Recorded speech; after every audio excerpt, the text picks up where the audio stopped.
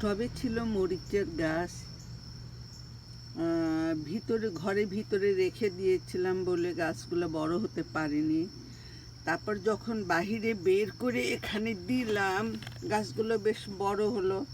হয়তো কখনো মরিচ ধরবে, বড় হতে হতে ফুল আসবে, মরিচ ধরবে। কিন্তু আজকে মেয়ে বলছে, আম্মু তোমার মরিচ গাছ শেষ। আমি বললাম, কেন বেটা?